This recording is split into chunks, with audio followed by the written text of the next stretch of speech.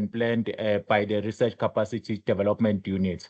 Uh, Before we move any further, colleagues, I would like just to go through some housekeeping rules. Please note that this workshop is recorded and all the resources will be shared to your respective model communities, which include the supervisor and PDRF community. So colleagues, if you are not enrolled in any of the two communities, you are more than welcome to just drop us an email on RCT inquiries or supervision course and indicate if you are a staff or a supervisor, or if you are a PDRF, and then we will then enroll you to your respective model community. The resources of this workshop, which includes the recording as well as the presentation, will be shared after 3 days of this workshop. It will be provided to you. Colleagues, I will enable all your mics, and then I'm asking you to just, if you do have a question, just type in a chat box or just unmute your mic, and then I will notify Dr. David if anyone has raised a hand or anyone has typed a question under the chat or under the Q&A. Colleagues, allow me to introduce our facilitator for today's, Dr. Lorenzo David. Dr. Lorenzo David is the coordinator at the Research Capacity Development Unit within the postgraduate school at the University of Johannesburg. He recently completed his PhD in biochemistry at the University of KwaZulu-Natal, where his research focused on targeted anti-drug delivery, cancer drug delivery, driven by commitment to education. Dr. David seeks to inspire students to achieve personal and academic success. He advocates for holistic, hands-on, and learner-centered approach to education, emphasizing the importance of value-based learning. Without any further waste of time, or before I let in Dr. Lorenzo to start the session, colleagues, I will be sharing a feedback evaluation form during the workshop at the beginning and in the middle of a workshop. Under the chat, we kindly request you that you take a few moments. It's just few minutes, less than 2 minutes or 3, if I'm not mistaken. And then we urge and request you to fill in that feedback evaluation. The evaluation help us in organizing workshop of this kind and finding the impact that these workshops are making to our participants or the audience. Not only that, it will also ensure that if you fill in the evaluation, you will then receive a certificate of attendance of this workshop. So after you have attended the workshop and then you filled in the feedback evaluation, you will then receive a certificate of attendance. Without any further waste of time, Dr. Lorenzo David, I think you can start the workshop. Thank you so much. Thank you, Mr. Nkosi. Let's like to say welcome, colleagues. I hope that you all are well. I'll just put on my camera for a few seconds. So hopefully you can put a face to the name and the voice of this presentation. So once again, I hope you all are well. I'd like to thank you all for attending this session, and we really look forward to hopefully a discussion as well in terms of how we can understand and embrace differences as a supervisor. I think this is a very important topic because as we move into obviously as we're moving into the future, and if we look at the current state of academia, we have a very global environment present within our universities. We have students from across the world. We have students with diverse cultural backgrounds. And I think in order for us to ensure efficiency and the best possible output, as well as experience of the students, I think it's important for us to understand and develop some techniques on how we can embrace differences as a supervisor. I'd just like to put a little disclaimer in here that even if you are starting off fresh with your supervision journey, and you may not have too much of experience with it. Like many of us don't have years and years of experience in this topic. But what we would like to do is facilitate a discussion and learn from one another, because I believe that no matter what presentation or what class that we run, we all can learn from each other. So once again, I look forward to a hopefully an engaging presentation, and I look forward to hearing a lot more from the panel as well. In that regard, I will just share my screen, and hopefully you all can see it. Ms. Linkosi, could you please just let me know if you are able to see my screen, as well as if the slideshow is in presenter mode? Yes, Dr. David, we can see your screen and it's now on presentation mode. Perfect. Okay. Thank you very much. So once again, colleagues, I'd just like to point out that seeing as I'm on presenter mode, I'm unable to see any hands which are raised in the audience. If at any point during the presentation that you would like to, jump in with, a bit of your own experience, or maybe a question or something you'd like to discuss, please feel free to unmute your mic and just, start speaking. Once again, we are all hoping to learn from one another here and obviously grow together. Hopefully, this will be a presentation that will be of benefit to many of us. So quickly, I'd just like to go through the agenda for this presentation. I think the first thing that I'd like to discuss would be to provide a clear definition of diversity. And leading into this here, we understand that diversity encompasses different facets. It can be cultural, racial, gender, socio-economic, as well as neurodiversity, and obviously individuals with disability. Okay, it also, if we extend this definition, it also relates to diversity of thought, learning styles, and communication styles. And this obviously feeds into our background, maybe the way in which we were brought up, some cultural influence there as well. So as we can see, diversity is not clear cut. It's just basically trying to summarize what are the different approaches that each of us have, and how has our past actually influenced our current style in academia today. The next point I'd also like to discuss would be for us to understand why diversity matters in academia. And I understand that this in particular is a question that many of us would have the answer to, but I think it's important for us to lay out some of the foundations as to fully understand why exactly does diversity matter in academia. Some of the thoughts that we've been brainstorming around this would be a diverse academic environment will assist in fostering innovation, as well as enhancing creativity and critical thinking. And if we look at these 3 points in particular, we'll see that they are some of the cornerstones of academic research. We always want to be innovating in our research. We always want to be improving on what has been done previously. In order for us to do this, we need to think creatively and often things out of the box. And the last aspect will be critical thinking. Many of us, obviously, how our supervision style or maybe our academic approach or approach to academia will have been developed by our past experiences. Now, this can be either from our previous supervisors to interactions maybe with different lectures or whatever else it may be, our own personal approach as well. In order for us to think critically on these issues, we need to obviously analyze our research or approach from different perspectives. And I think this is where diversity comes in, because we can learn from one another. We can learn from each other's experience, and obviously we can use some of these experiences to enhance our own style. I think it's important for us to note that students with diverse backgrounds bring unique perspectives that enhance learning experiences for all.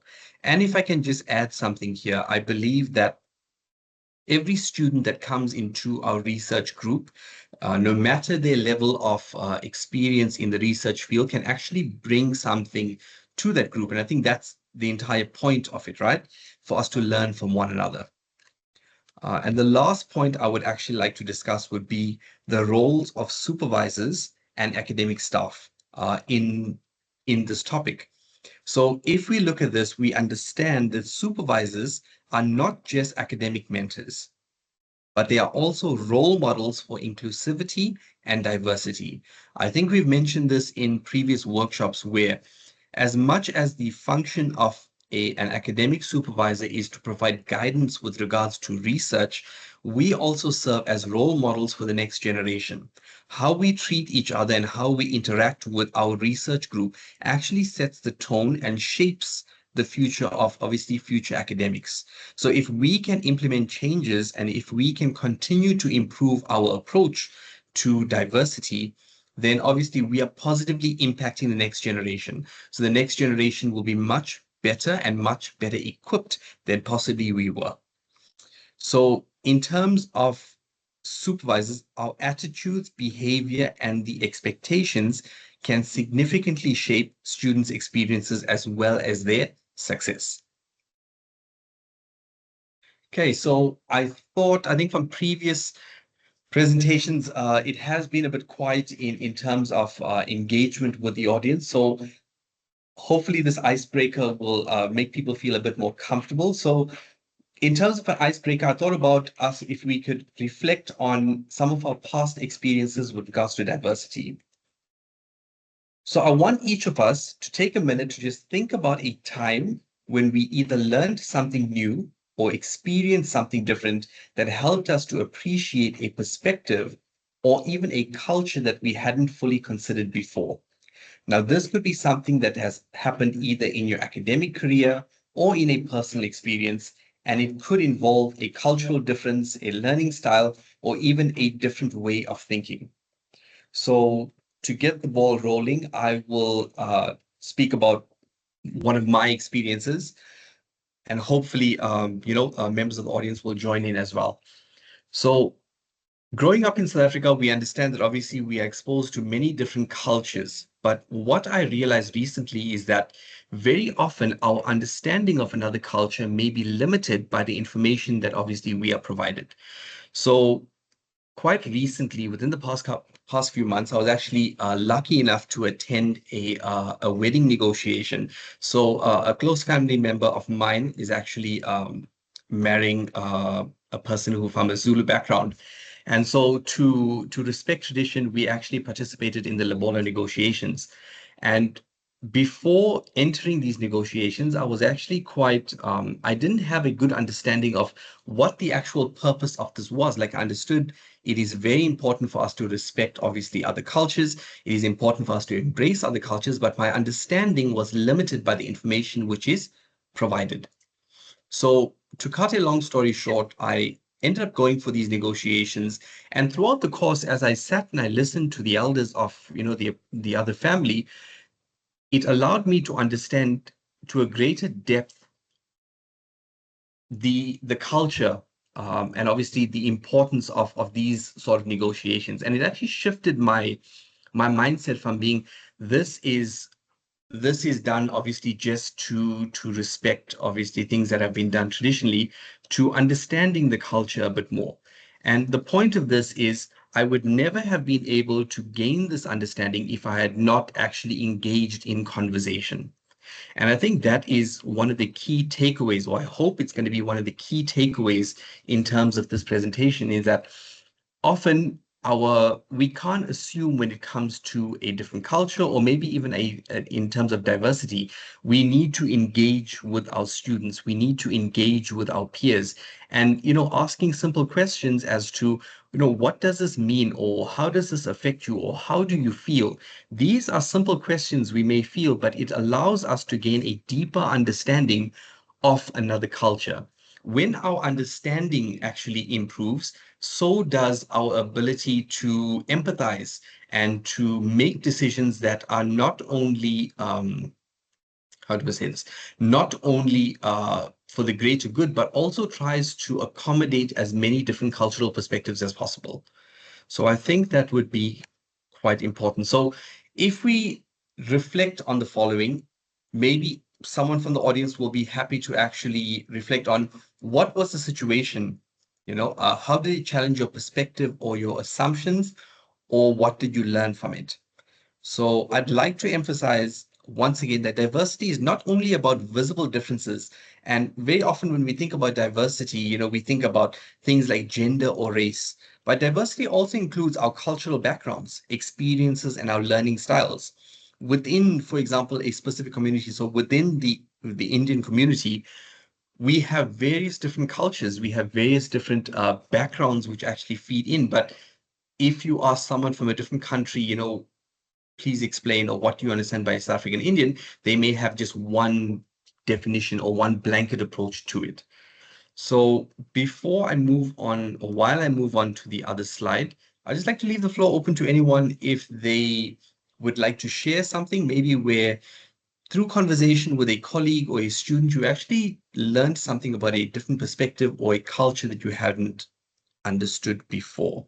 So once again, I don't want to leave empty or big breaks of silence. So I'd leave it for a few seconds. And if you're not feeling comfortable to unmute your mic and share, please feel free to pop a message in the chat box, and Mr. Nkosi will actually read that out as well. So I think we'll leave a few seconds, and while I move on to the next slide, if anyone would like to share.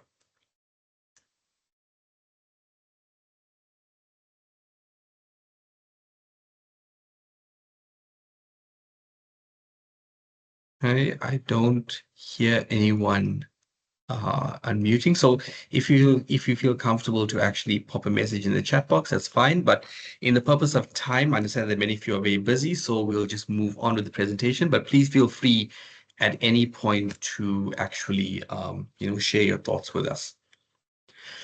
So we come down to one of the key issues in terms of this presentation, that is understanding the diverse perspectives of students. We understand that diversity is important. We understand, and the media tells us all the time, that it is important for us to accept one another, no matter the level of diversity that is between us. But what we need to understand, before we can accept and before we can be more socially conscious, we need to understand the diverse perspectives of students. So some of the key points that I came up with will be, firstly, cultural differences in academia. Now, this is a bit of a unique topic, because when we enter academia, we understand that there is a certain manner in which we are expected to behave. So we are expected, obviously, to be very professional, and that's with many forms and many fields. But we need to take into account that cultural norms and our past actually influence how we communicate, how we resolve conflict, as well as our learning preference styles. So if we look at this, in terms of some of the effects of cultural differences in academia, they include, firstly, will be perceived participation and engagement. So if I can think back to some of the classes that some of the modules that I've run, we expect, especially when it's an online format, we expect and we would hope for a back and forth and a communication, especially within our class, because when we are in person, we can obviously ask questions to the students, but in an online setting, this becomes much more difficult. So in terms of perceived participation and engagement, students from a more hierarchical, from basically a more structured or reserved culture or their backgrounds, might be less likely to participate in a class discussion. And this could be due to them being accustomed to rather listening than speaking. So if we look at many different cultures, speaking to your elders is something that obviously we're very cautious about, in the way in which we speak to our elders, as well as many different cultures. You are not freely allowed, shall I say, historically, to express your ideas or provide suggestions. So in an academic setting, this can actually be misinterpreted by supervisors as a lack of interest, a student being disengaged, or a deficiency in the understanding of the material. When we look at it holistically, though, in reality, these students may be deeply processing the content, but may actually feel uncomfortable with speaking up in a group setting. So if I ask us all to go back to our first year of university, and maybe one of the first lectures that you may remember, and if the lecturer actually posed a question to the class, you may have actually known the answer to that, but you may not have felt comfortable. That could be obviously due to you coming straight out of university, or maybe even your cultural background. So what I want us to try and understand here is that sometimes what we perceive may actually not be, we can't take it at face value. There often is deeper meaning to the behavior of people and students. And in order for us to accept one another and to accept the diverse perspective of students, we need to be able to critically think and critically reflect on certain aspects of our work. So if we move on to, in terms of miscommunication and tension, cultural differences in communication style can actually lead to misunderstandings, as I mentioned previously. So, if I think back to when I was very young, uh, some in terms of cultural differences, we were advised not to obviously backchat, and we were advised not to suggest or provide your own insights to elders. And the reason for this being is because it can come across as actually being disrespectful. However, when we enter the academic environment, we understand that this can no longer be the case. But we need to be patient with our students because change doesn't happen overnight. So, in terms of cultural differences in communication, this can lead to misunderstandings. An example of which would be students from cultures that value indirect communication might actually avoid saying something directly in class to prevent confrontation, or more often than not, they want to show respect. And this can often be misinterpreted by supervisors or professors or doctors in from more direct cultures as being, the students are actually evading the topic. They're not interested in the topic. They don't understand, or they are unwilling to participate in this class. So additionally, if we look at students from a more liberal culture, shall we say, they may be able to express their opinions more confidently. And this might be perceived, if we look at the opposite side of it, this might be perceived as rude or confrontational by from supervisors from a more reserved culture. And this break in communication and this misunderstanding between the two cultures can actually lead to tension or discomfort within a research group setting, shall we say. So the point I'm trying to drive across here is that we often look at a situation from our own perspective, but in order for us to actually, work together and understand one another, we need to try and place ourselves in the opposing person's perspective.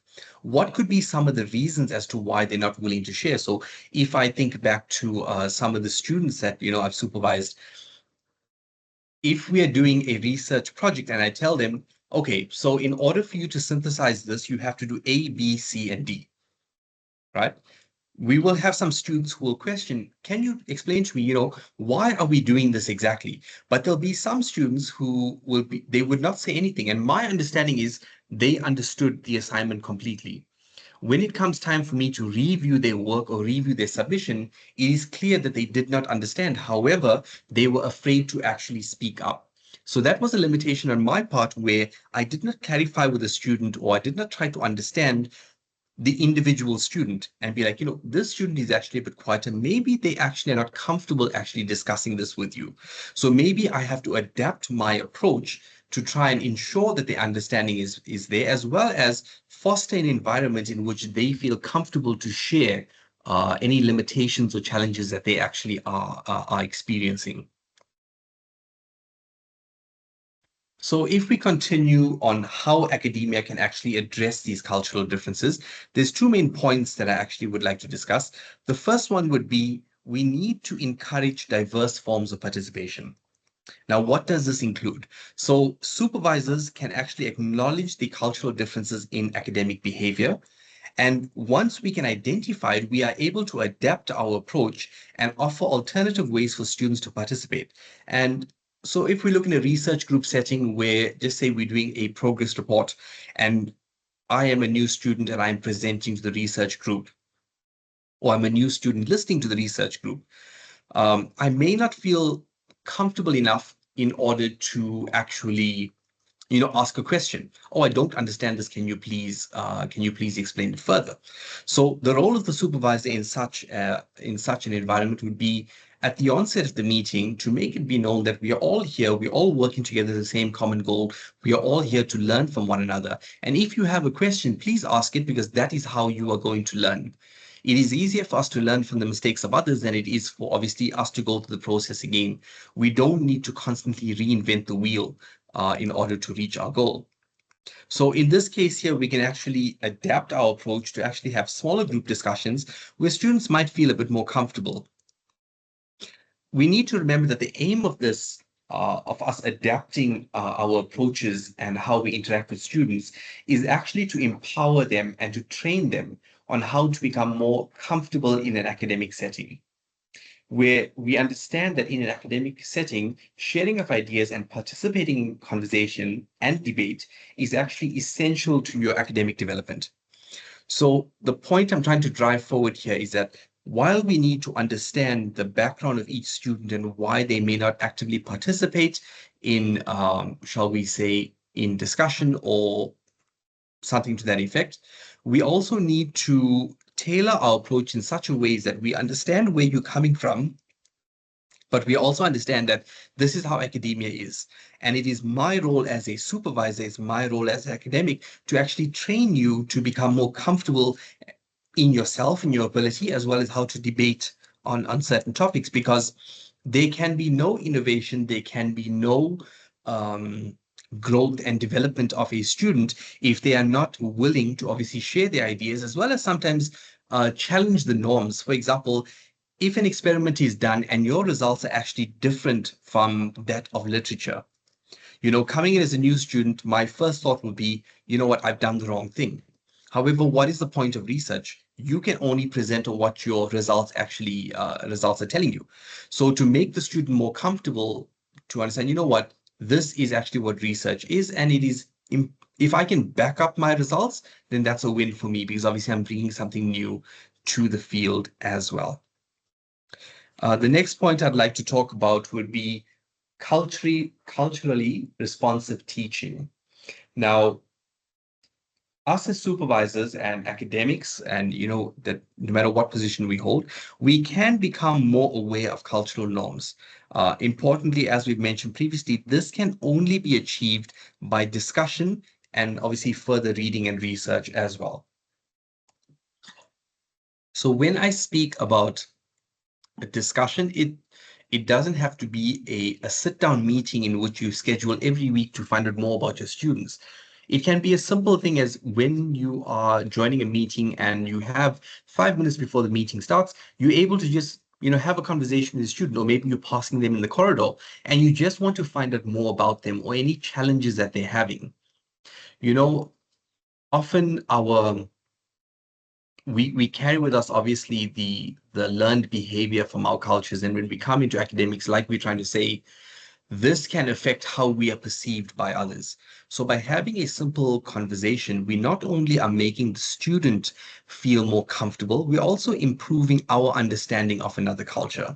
And by doing that, the point we want to continue to drive is that by doing this, we are able to create a better environment and obviously improve our efficiency and our output as well, because we have a greater number of students working at maximum capacity.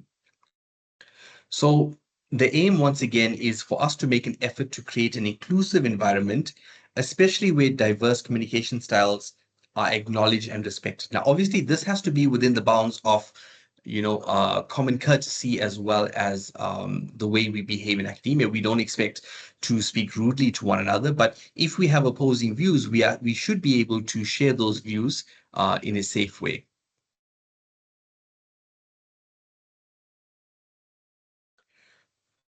Okay, so we move on to how academia can actually, or how we in academia can actually address these cultural differences.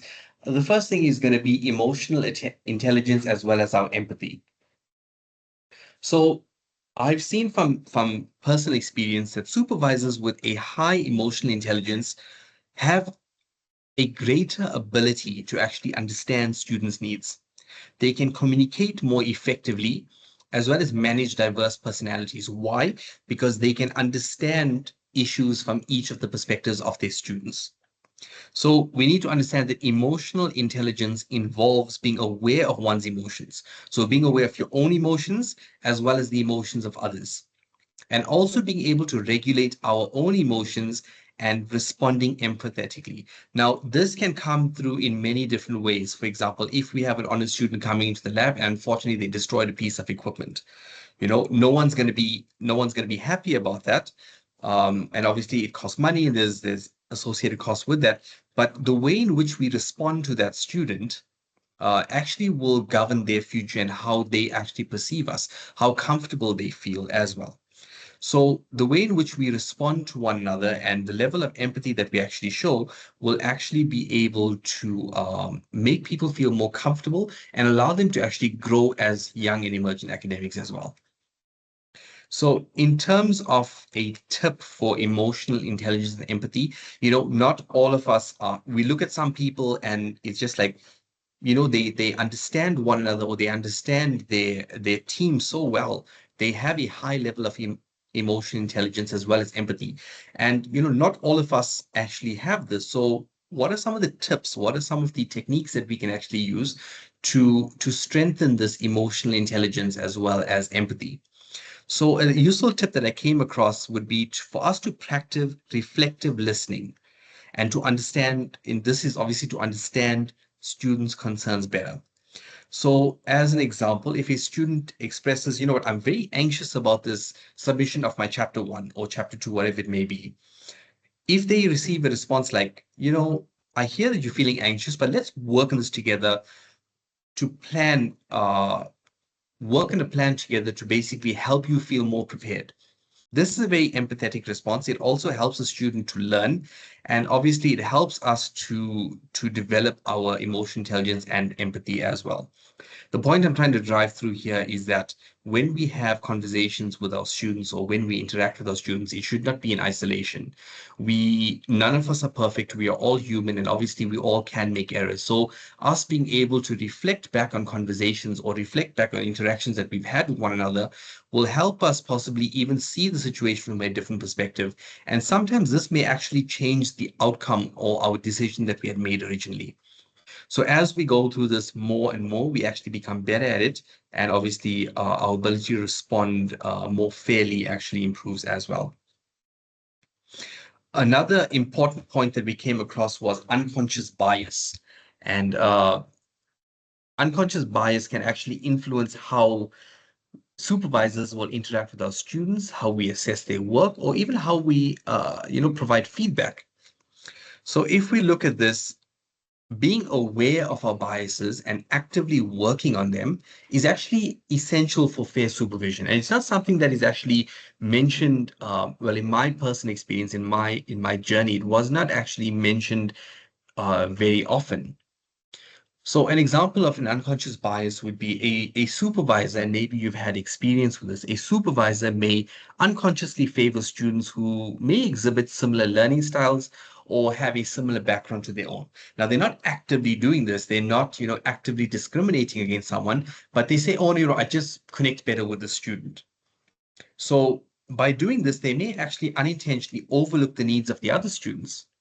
So how do we go about countering this?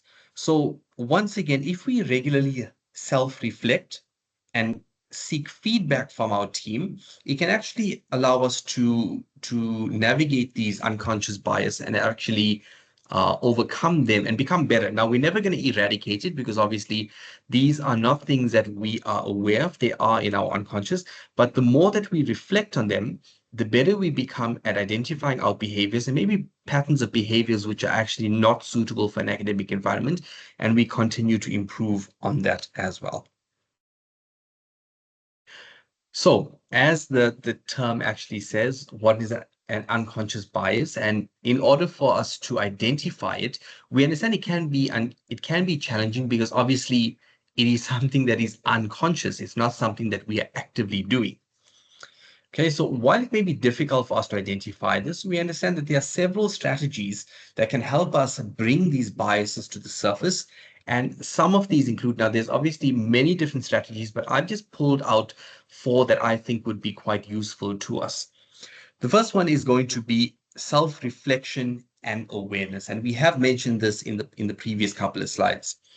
So by reflecting on past experiences and decisions, we can actually reveal patterns of behavior or thinking that might actually be influenced by bias. Now, if we have to interview a group of people, and if we separate them into if we have a scoring system and we see, okay, five of you have a high level of emotional intelligence and five of you, there's areas for you to work on. If we have to go and interview these people, what we will find is that generally speaking, in terms of those with a high level of emotional intelligence, they actually reflect back on the interaction that they've had with people. They try to see, what I've said, can it come across as being, offensive? Is it fair? So we are critically analyzing our own behavior. And by doing this, we are trying to look at a situation from a different perspective. So by regularly questioning why we hold certain beliefs or make certain assumptions about others, this allows us to promote awareness within ourselves. Okay. The next point would be to seek feedback from others. Sometimes it's easier for us for something we pointed out to us by someone else and for us to actually view it ourselves. So to jumpstart this here, we can actually request 360 feedback. Now, this involves collecting feedback from a variety of people in different contexts. So these may be your peers, maybe your managers, it may be some members of your team. And this type of feedback can actually help us to uncover biases in decision making, especially in areas like performing reviews, hiring, promotions, etc. Um, we can also speak about peer conversation. So sometimes others can see patterns in your behavior, which we ourselves might not notice as we've mentioned previously. So it's important for us to create an environment and to encourage open dialogue where colleagues can share their observations or examples of where bias may have influenced the decisions of others. The third point would be diversity perspectives. So we've all heard of inclusive decision making. So in a group setting, it involves a diverse range of voices when making decisions. Now, many of you may be thinking, you know what, but I am the supervisor, so I should make the final decision. And that is right. You have been placed in a position to lead others, but it is important for us to actually consider the perspectives and what the effect of this decision will be on other people. So this can include obviously people from different genders, race, either they could be of different ages or they could have different experiences. We need to remember that diverse input helps to reduce the influence of any one person's bias. So we're trying to limit actually bias within a decision or bias within a specific research group. And also, I thought a good example would be something like a mentorship program. So when we have mentors from different backgrounds, they can help individuals gain insights into their own biases and challenge their assumptions. So if we have a research group with a diverse range of students, maybe we can pair them up with one another, especially for if you have PhD, pair them up with masters. And in that way, there we're able to expand our general skill set and our general understanding as well. And the last point I'd like to speak about would be mindful communication. So how we frame things and the language we use is actually very important. So we need to pay attention to the language when talking about people or groups. Bias can often be identified in how someone talks about a certain group. For example, if they use if they use general stereotypes, or if they make assumptions based on a group identity, you know. Uh, and a way to actually to implement this would be through active listening. So practice listening more than speaking in conversation. So what does this mean? Often when we are in conversation with people, we actually listen to respond. So before the person has actually made their point, we actually have a response already formulated in our mind. So active listening involves actually blanking out your mind for that period in which the other person is talking and listen to them completely. Before you respond, consider their points, and obviously this will allow us to actually uh, possibly even change our perspective, or maybe provide them with further insight as to why we are making these particular decisions. And by doing this, this can actually help us to understand the perspectives as well as challenge our biases and our unconscious biases and assumptions that we may have. So I'm not going to be too much longer, but yeah, once again, if anyone would like to jump in, please feel free on any of these topics that we are speaking about. If there's any points that you want to bring up as well, I'm very happy to actually discuss with you further. So this is going to discuss quickly the importance of embracing diversity in academia, and all of us will have an understanding of it. But I'd like to approach this from two different perspectives. Number one is diversity as a catalyst for enhanced education. So that's when we are teaching. And the second one is going to be how diversity actually contributes to research and innovation. So if we look at it from the first perspective, we see that research and lived experience show that diverse classrooms often lead to richer discussions, more creative ideas, as well as better problem solving. By engaging with a diverse perspectives, student can actually learn how to approach issues from multiple viewpoints. And this feeds into our ability to critically think and critically analyze our own work. So a good example I found online was that in a class, if we look at a class focused on global politics, does it make sense for us to only consider the perspectives of those students living in South Africa? Or would it make better sense and would it enhance the actual course content for us to consider the views of students from countries around the world? Seeing as the topic is going to be global politics, we need to obviously have a wide range of perspectives as possible. So in this case here, a diverse feedback from students will actually be very useful. If we look to how diversity actually contributes to research and innovation, each of us can think back to a time where maybe someone new joined our lab, maybe a different approach they have to a technique that we're using, or a different analysis that they've actually introduced to our research. We need to understand that diverse teams bring different ways of thinking.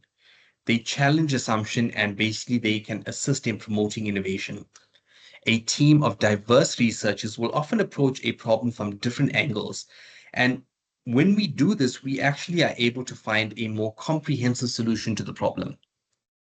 So the point we're trying to say here is that while many people historically will actually be resistant to diversity and be like, this is how things are done, this is how they've always been done, and this is how they should continue to be done, by embracing diversity, we can actually add to our research groups.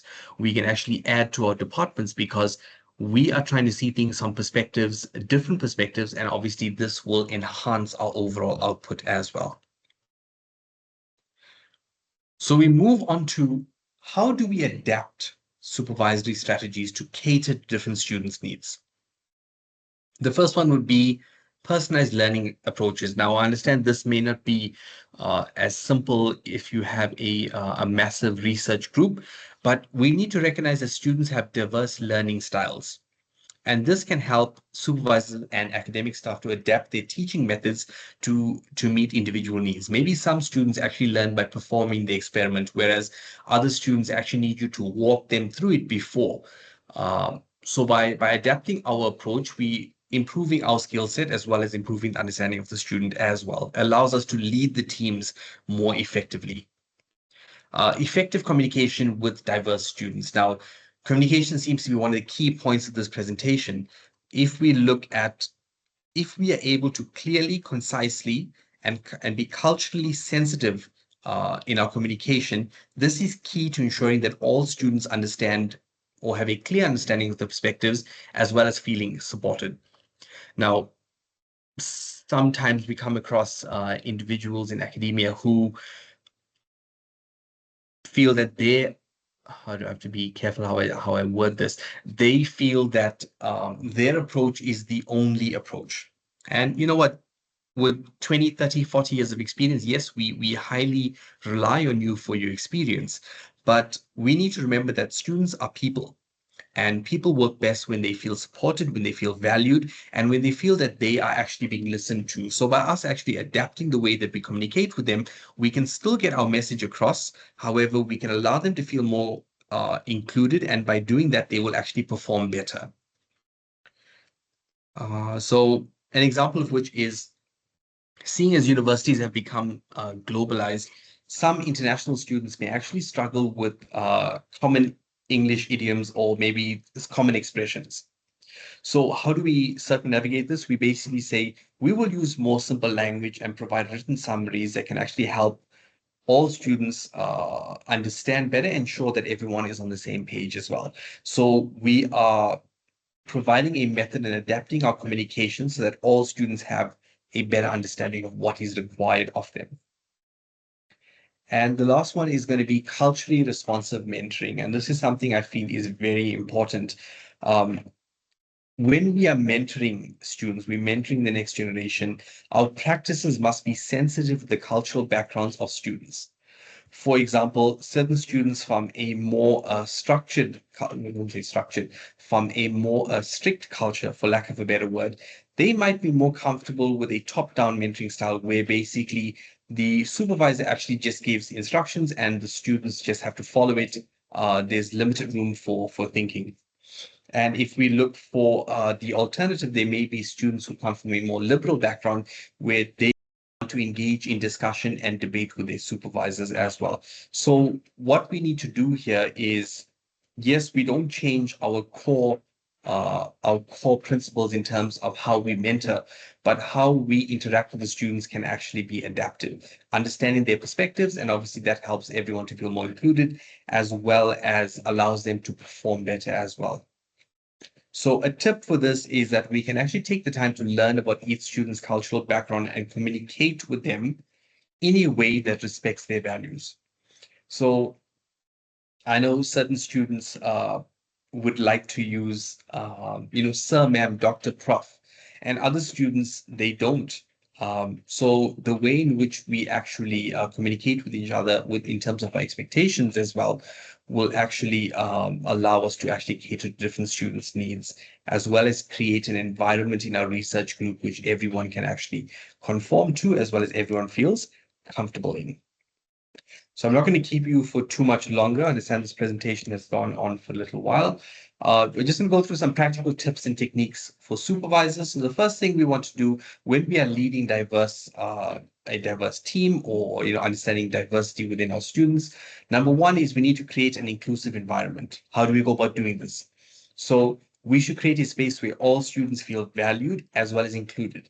And this can be done by encouraging diverse perspectives during our class discussions, or even offering varied learning methods if these are to our undergrad students. This can also be accomplished through actually acknowledging different cultural holidays, as well as obviously different cultural celebrations as well. Not assuming, but taking a keen interest in actually what does this mean and what is the cultural significance of it. Many people may be thinking, you know what, this does not tie into much with academics, but we need to understand that at the end of the day, yes, while we are in an academic environment, we are dealing with people, and we need to respect one another in order for us to perform at our best, because a person who feels valued, a person who feels included, will give 110% or 150% all of the time. Then we can move on to balancing out the individual and the group needs. We understand at the end of the day, we have a task to do, and that is obviously the success of our research group. But we are able to reach the goals of this whilst also balancing individual and group needs. So in this case here, we can say we can help by setting clear expectations and facilitating inclusive group dynamics. So basically, we understand that certain students are more talkative than others, or certain students are more outgoing than others. So we will adapt our approach to them, obviously to ensure that everyone feels included as well. And something which has been spoken about a lot recently would be promote well-being as well as our mental health. Academia is not an easy environment to be in, and it's especially not easy for students coming in from university or coming in from undergrad as well. So we need to understand that diversity also affects students' mental health. For example, how certain international students might experience homesickness, or as well as cultural isolation. So we should be aware of these challenges and be proactive in offering support to them. We can encourage it. A useful tip would be to encourage students to access counseling services. I know like psychiatry is obviously available at UJ, and provide a supportive and empathetic environment for students to discuss their challenges. Because we have to understand that each of us goes through things as well, and this can affect our work and may even be a reason for work not being at the level where we expect it to be. So we go to what are some of the challenges in leading diverse teams and how to overcome them. So we've discussed about stereotyping and bias. And just to drive home the point again, we may unconsciously stereotype students based on their cultural backgrounds, gender, or learning styles. Um, we have to be careful in the examples that we use here, but we can say, oh, you know what, a student from a university in another country, actually, they are not good workers. They're actually lazy, or they may be, they're excellent workers, but we need to look at it from an individual basis. We cannot make blanket approaches to this. Overcoming these biases actually requires constant self-reflection and awareness. And we've discussed this previously, where we gave an example. A supervisor might assume that a quiet student they use the term collectivist culture, is actually disengaged when in fact they may just be less comfortable with speaking in public. And a solution to this would be to regularly check in with students to understand their needs and their motivations. Okay, in terms of uh, conflicts and how to manage conflicts within a diverse teams, whereas that conflicts often arise when students with different communication styles or different cultural backgrounds are actually required to work together. This can this can result in some friction and can often lead to an environment where it can, the worst case scenario become toxic, or could also just be an environment where people do not feel comfortable enough to share and don't want to work. They don't want to be there. So it's important for us as supervisors to address these early, do not, sweep it under the rug, as they say, to create an environment where we can facilitate open communication as well as to mediate where necessary. And I think the last two slides will be how do we go about resolving the conflicts. So if we move back here, we've discussed that we as supervisors have a role to play where we should address the conflicts early, facilitate open communication, and mediate where necessary. And I think this ties into the point that when we are leading a research group, we have to understand that with the advantages that come with leading a research group, we also have a responsibility to our students. And if we've accepted students from diverse backgrounds, we have a responsibility to each of them to ensure that everyone feels heard, as well as the fact that everyone is able to work in a supportive environment. So I think that's something to consider for us as well. And the last slide I'd like to speak on would be building a sustainable, inclusive academic environment. So how do we go about doing this? The first thing is we understand that there will be institutional strategies which support diversity, and UJ is very big on this, and they have put plans in place for this. So we understand that the university as a whole plays a crucial role in creating an inclusive environment. And this includes offering diverse training for staff, revising certain curriculum as well as being more inclusive, as well as promoting diverse student organizations. So that comes from a university perspective. If you look from our own perspective, ongoing professional development, we need to encourage one another as supervisors or academics to participate in workshops, webinars, and courses focused on diversity and inclusion. Because obviously, by expanding our understanding and looking at different perspectives, reviewing different material, we're able to actually influence our own perspective on the topic and hopefully be able to lead teams better, especially with those with students from diverse needs. So I tried to keep the presentation as short as possible. I was talking for basically all of it. So I'd like to thank you all for making the time to attend the session. And I'd like to leave the floor open for any questions or contributions or any feedback that you may have with regards to this presentation. Yeah, we hope to hear from you. So at this point, I'd hand back to Mr. Nkosi. And yeah, I hope to hear from the audience. Thank you very much. Well, thank you so much, Dr. David, for such a very informative and insightful presentation. To colleagues uh, who are participants, if you do have a question, just unmute your mic or just type in the chat box, and then we will notify Dr. David if there is any question under the chat, or if you can just unmute. It will be better for you to just unmute and ask a question or share your own experiences as well. Just to jump in first, Dr. David, you spoke about the effective communication. How then do we overcome communication barriers in diverse teams? That's a good question, Kosi. So I think the first thing, before we can come up with a solution, we need to completely understand the issue or the challenges. So, for example, if I am communicating with an honest student, shall we say, I'll use this example. I may be using some terms that they are not familiar with, or obviously that they do not understand. So in that case there, I need to actually tailor my approach to them. So when it comes to communication, I think the first thing to do is to sit down with your student and actually just have a human conversation. Be like, I want you to communicate clearly. I want to understand your perspective, because obviously there is a disconnect between what I am saying and what you are hearing, what you are saying and what I'm hearing. So I think an effective way to overcome this would be to have that discussion and to outlay each party's concerns or challenges that they're having.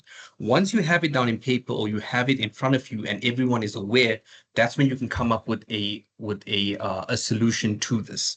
So I hope that answers your question, Nkosi, or if not, you can just maybe expand and I'll try and answer it better. No, thank you so much. You answered my question, Doc. There's a question under the chat from Musa. Hi, Dr. David. Thank you for the excellent presentation. What would you recommend for supervisors that try to force their research interest on students? How can, oh, sorry, just a pop-up message. Okay, how can they avoid this topic favoritism and be more open to a creative student? Okay, thank you, Musa. I think, when it comes to addressing this question, we have to be very careful because there's once again, there's different perspectives we need to consider here. So if I can think about it, we are looking at the problem from our perspective as a student, but I think it's also important for us to actually look at the perspective from the supervisor. So I'll try and break down this question, hopefully give you a decent answer. So with this regard, when we select a supervisor, we understand what their research interests are. And I think before we actually embark on that research journey, it's important for us to actually have these conversations with the supervisor. What do you expect of me? What is the scope of the research? So if that has been done and you had agreed on something, but maybe throughout the course of your studies, you actually have, you know what, I believe that the research would be better suited moving in this direction.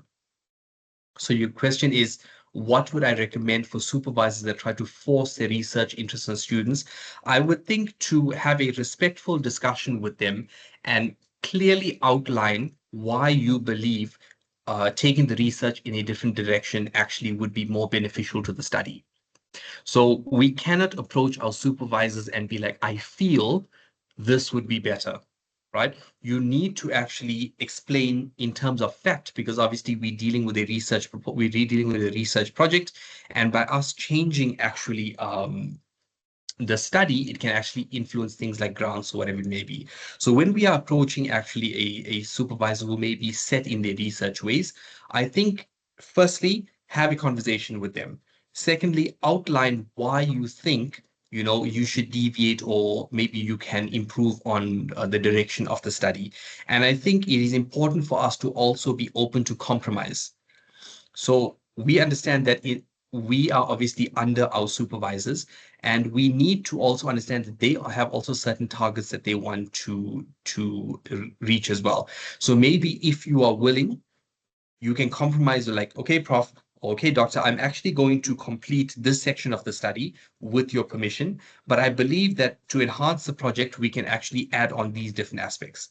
And in that way, there we can actually expand on the topic, and everyone feels as if, or rather, the project is has been expanded, which is better for your research, as well as everyone feeling as if they're coming out as a winner as well. So I think the way in which you actually approach your supervisor is very important, because you need to remember that very often when we are honors, masters, PhD, we are much junior to our senior professors. So when you interact with them, show them the respect that they deserve, but also be open to actually discussing a plan as to why you'd like to actually make this change. So I think Musa is actually responding there, but I think there's a hand from um, I see there's a hand from Dr. Gabriel. Dr. Gabriel, please feel free to share your thoughts. Thank you, Dr. Lorenzo. Can you hear me well? Yes, I can. Thank you. All right, thank you. Thank you for the brilliant presentation. It's a very engaging topic that you were looking at. So I just want to, I don't have a question, but I just want to sort of contribute and emphasize on the importance of the topic that was under our presentation. I think the issue of diversity, especially in relation to supervision, supervisor-student relationship, is a very important issue, as it also have a very strong bearing on the success of the research that will be being undertaken, as well as, in terms of the quality of the outcome of that particular research. There's also other, factors that pertains to issues of knowledge, plurality, communication, mutual understanding, and all other facets that are associated and linked to that. Just to add on the contribute to the question, the previous question that you have just answered. I would think that the relationship between the supervisor and the student should be one in which collaboration is encouraged. So instead of seeing it from the perspective of the supervisor being the one imposing the topic on the student, it should be an issue of consultation that begins at the onset of conceptualization of the research. Yes. That usually happens if you go and you ask for a topic from a supervisor. Obviously, if I give you a topic, I would want to lead. I'm the one who have brought the topic that you are studying. So of course, Yes. I'm going to be more of maybe dominating in a way. But if it's a consultative a kind of conceptualization where we sit down together, we conceptualize on what we want to do, we put our heads together, we see what works, what doesn't work. The supervisor is an expert in judging whether it works or it doesn't work. That would be a very good foundation going forth. And also sometimes even if let's say that phase did not go well, or even if it went well, it's also important that before you engage, in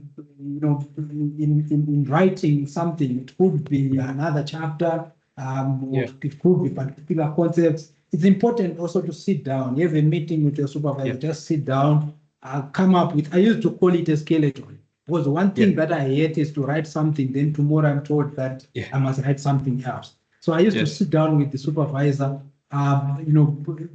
give the skeleton of what I want to do. When I say skeleton, it's just like the table of contents of your work, where you say in this chapter I'm going to have these sections, and within this section I'm going to write about 1, 2, 3, 4 subsections. Then agree with the supervisor whether is that the direction that you want to take. You engage. You discuss, and if there is an agreement, that guarantees that whatever that you are going to write, it will be in line with the expectations of the supervisor. and also in line with what you want to do. Thank you. Thank you. Thank you, Dr. Gabriel. Yes, you raise a lot of very important points there. And I think it's good that you brought up the point of having that relationship with your supervisor. It's not always, we understand it's not always possible due to, not always possible, it is sometimes more difficult for us to start this, having this sort of open dialogue with supervisors, some supervisors, I should say, but it is on the onus of the student to actually try and engage with the supervisor.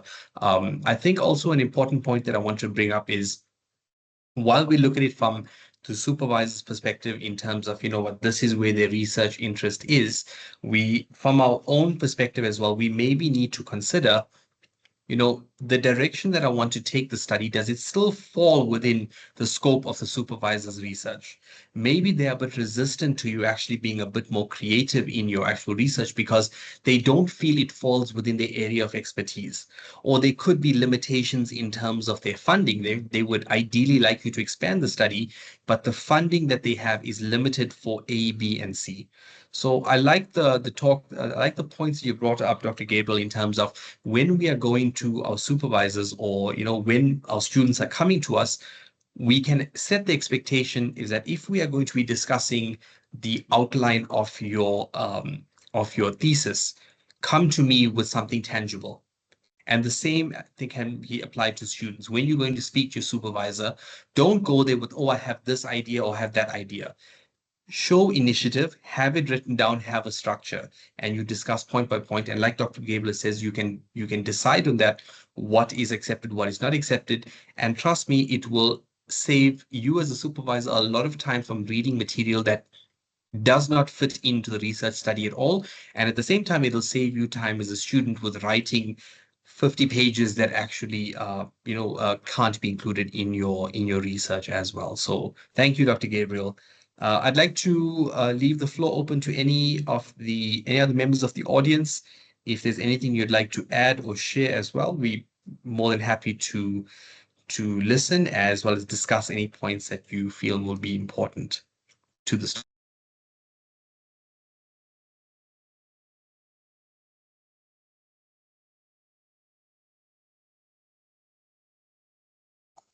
Okay, thank you so much, Dr. David. Colleagues, anyone with a question, just unmute your mic and ask, or just type under the chat. I've also shared the evaluation link under the chat. We kindly request you to fill that evaluation. It takes about 2 minutes to fill it up. So, Dr. David, I had a question, but then it's somehow answered during the discussion of Dr. Gabriel. I was going to ask, how do leaders now foster collaboration in diverse teams? How do leaders foster collaboration within our diverse teams?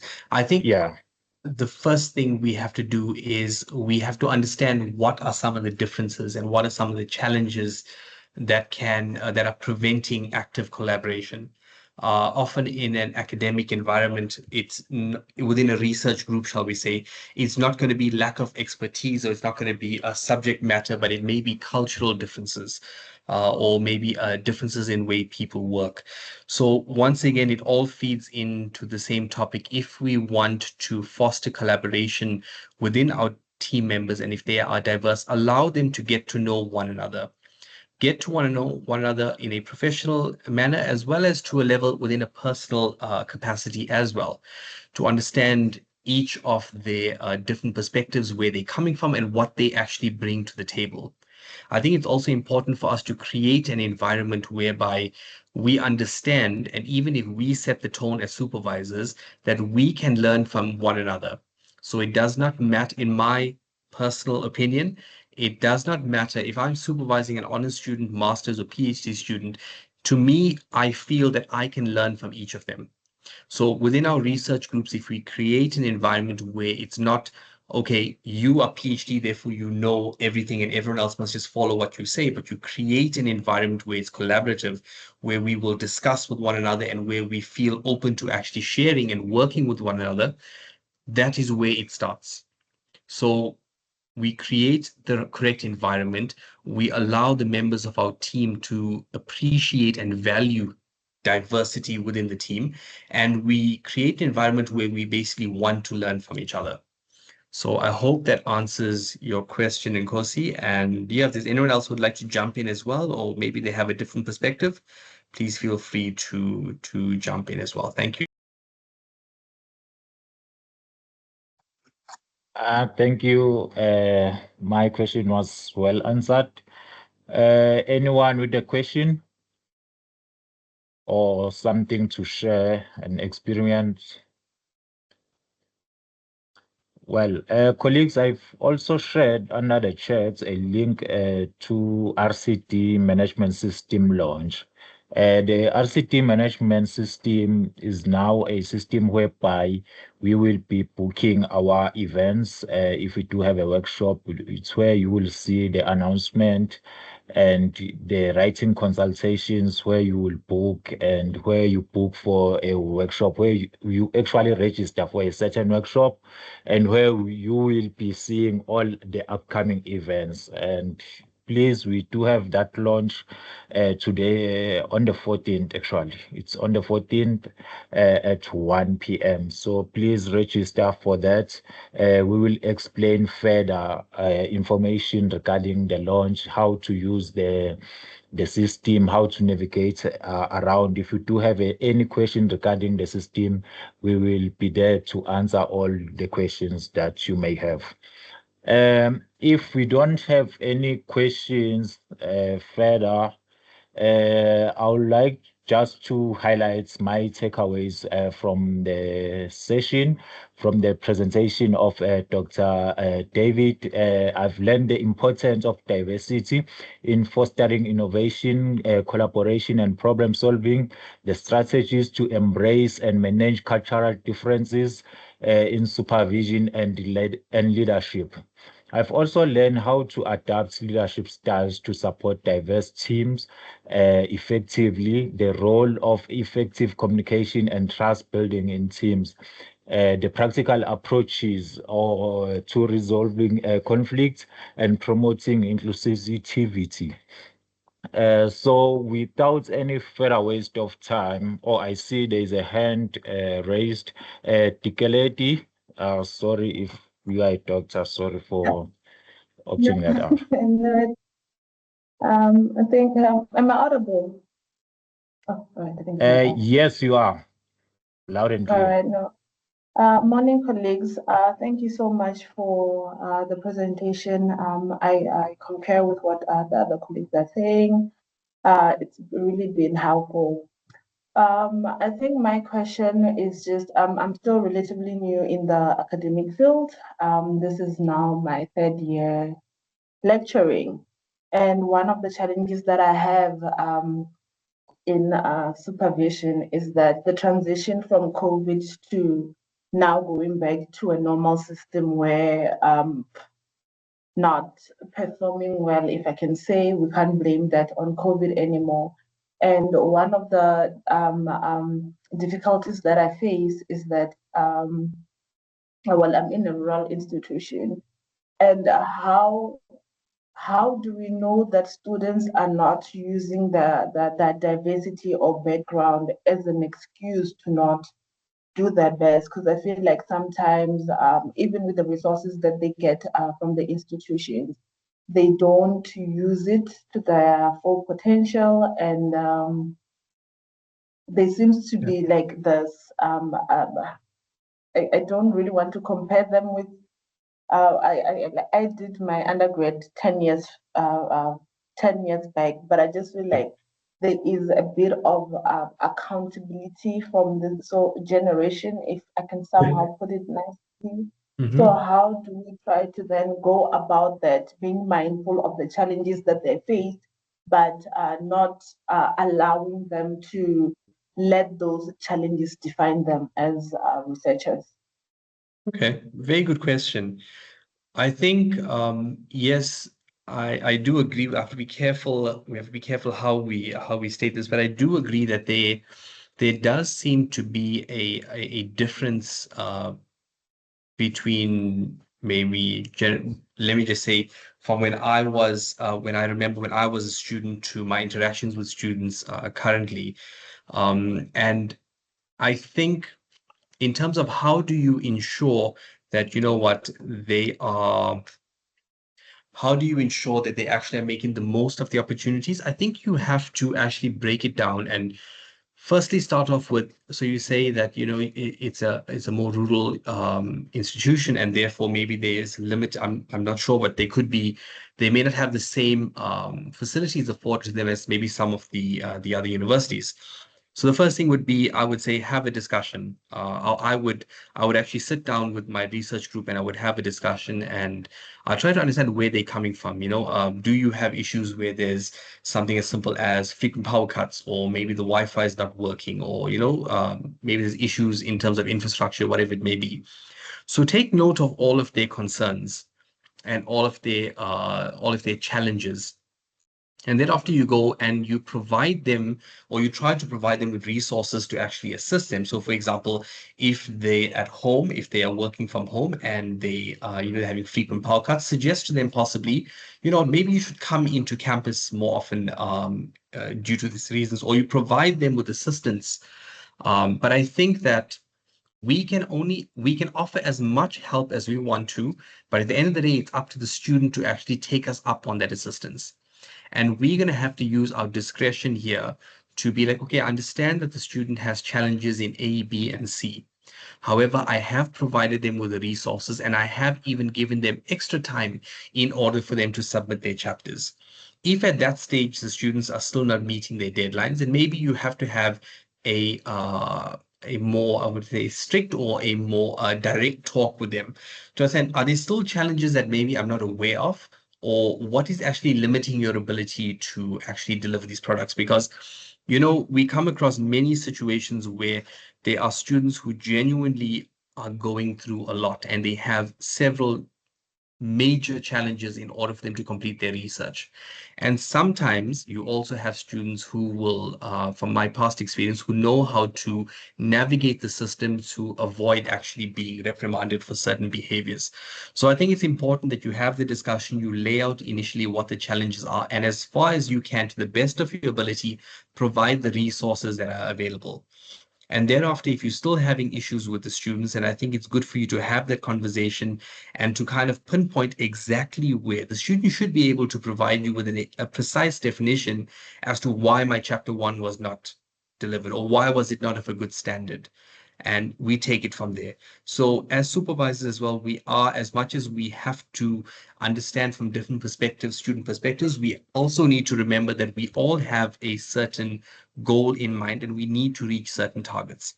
So we need to be understanding on one side, but only giving reward without any consequences, obviously not, it's not helping the student either.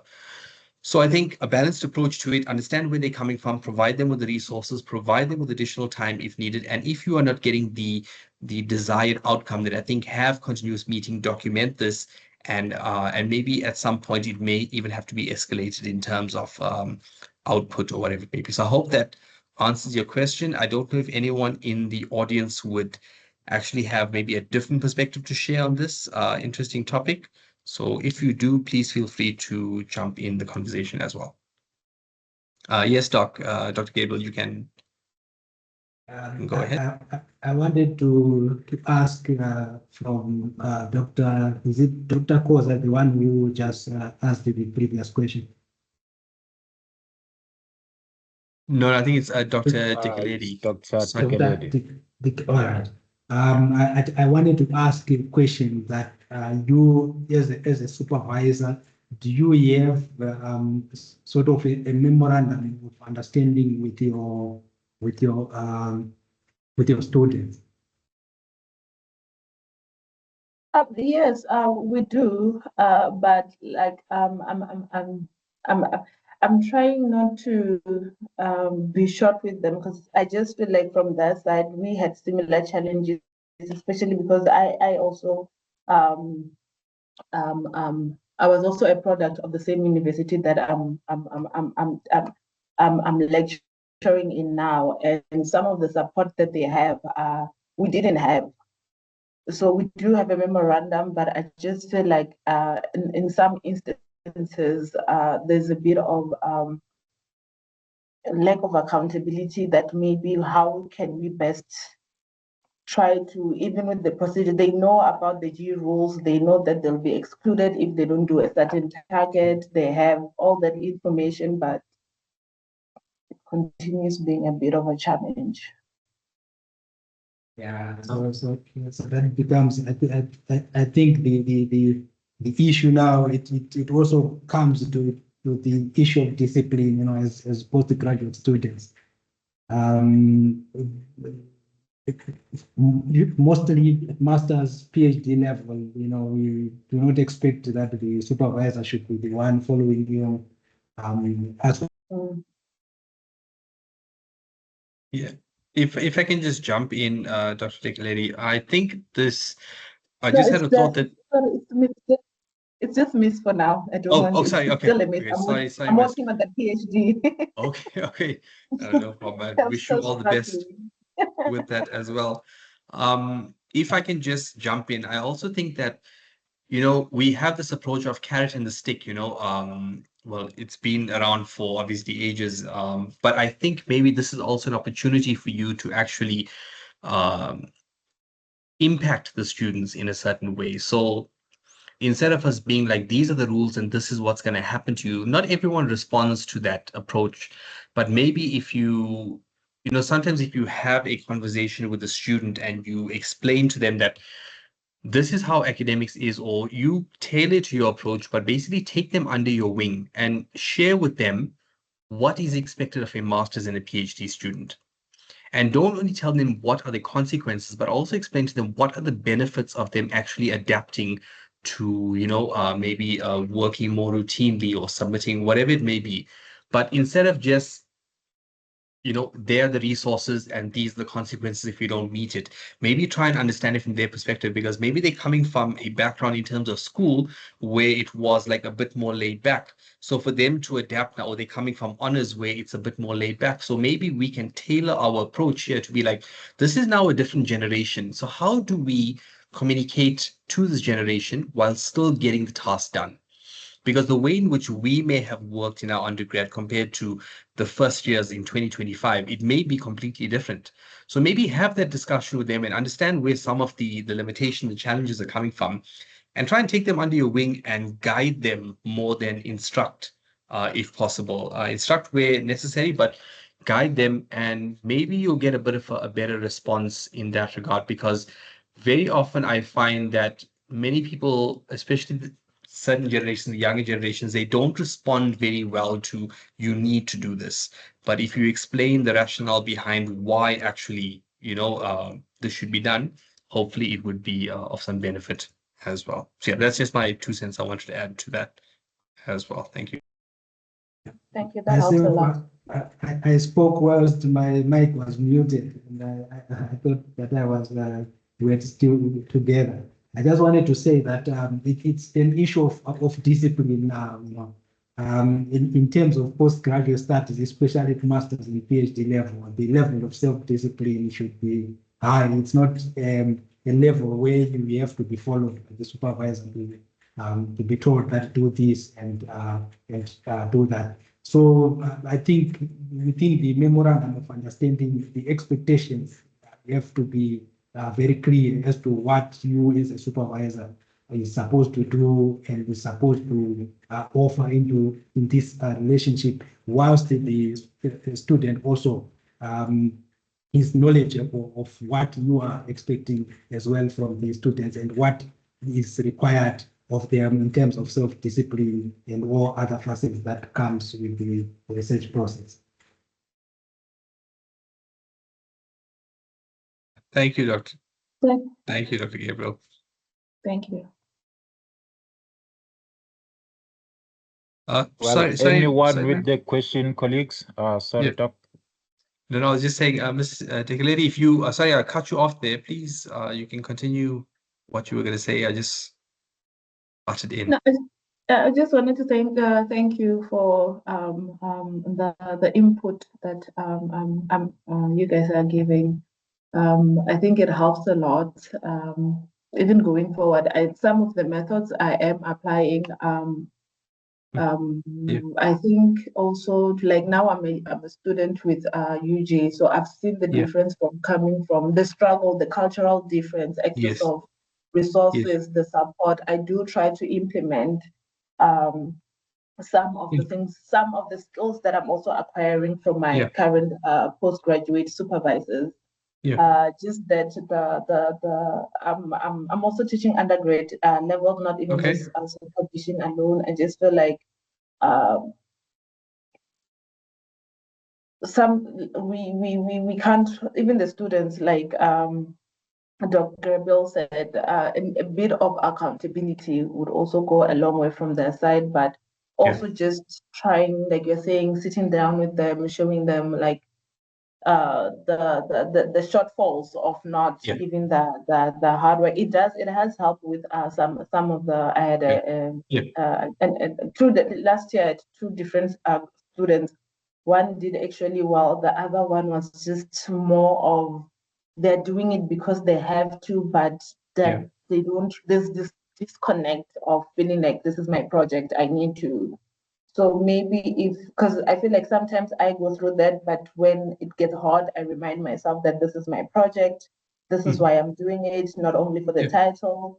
Now in academia, I can't be a Miss for Life. I need, I know I have that reason of why I'm doing what I'm doing. It will just, how do we make then our student feel that way, not just, I just want to get this over and done with, so that there's more patience on the side. But thank you so much. Thank you very much. Thank you. And Kosi, I'll hand back to you. Well, thank you so much, colleagues, and for your contributions and engaging in today's session. If we don't have any further questions from our participants, I think there's a hand up from Dr. Ntabiseng. Good morning, colleagues. Thank you so much for an informative session. I must say this will also come in handy to some of us that are only starting with supervision. So my question is not related to the presentation as such, but I wanted to ask, to which email do we send the request to be added on model? Thank you. Okay, thank you so much for that. I'll just type in the email right now. Or I'll just type in the emails that you can send. Let me just type as I'm speaking. Anyone with the question, colleagues?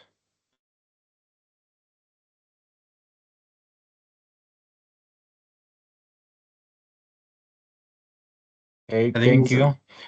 Dr. Koza, I've shared the email address that you need to email. Just email us your details, your name, surname, and if you are a supervisor, tell us you are a supervisor. If you are a postdoc, tell us you are a postdoc, and then we will enroll you to a correct community, model community. Okay, thank you very much. You're welcome. Anyone, colleagues, with the question?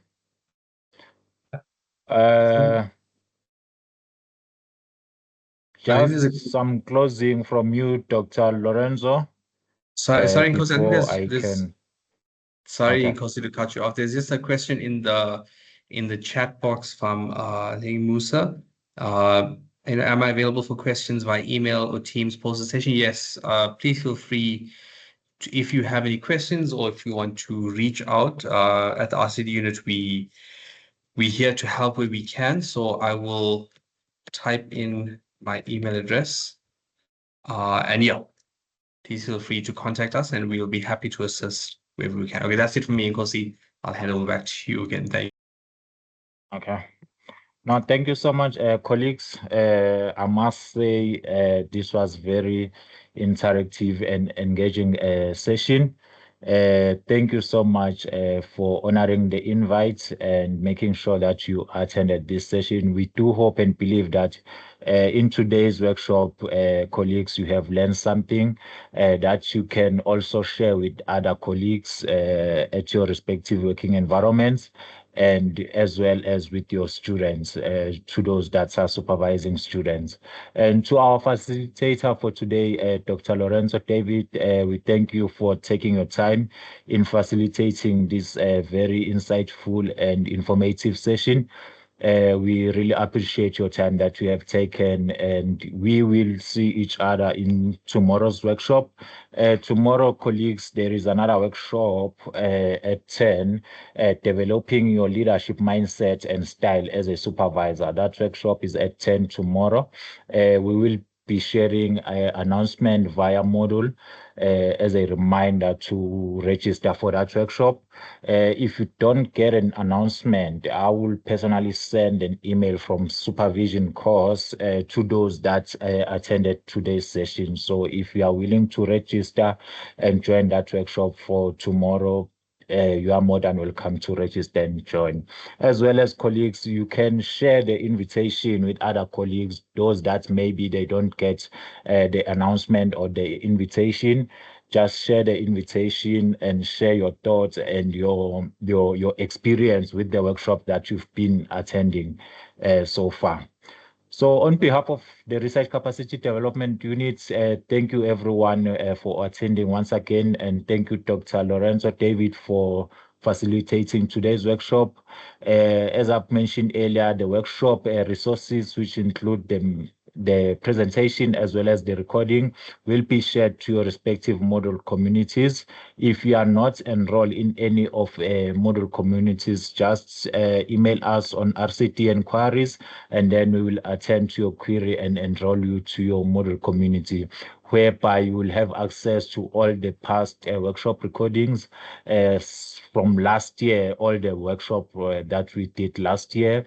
We do have recordings of those workshops and see all the upcoming workshops that we are offering this upcoming months. So, and colleagues, with that RCT launch, please show or some interest or just register for that workshop, because it will now enable you to have a broad understanding of our system, the system that we are migrating to, whereby all the resources, which includes the workshops that we are offering, will be shared via that system. So you will now enroll or register via that system. So register for that workshop.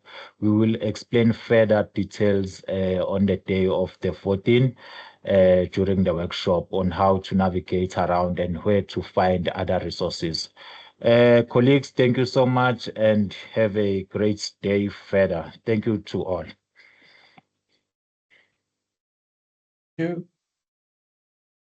Thank you. Bye. Thank you, Bye.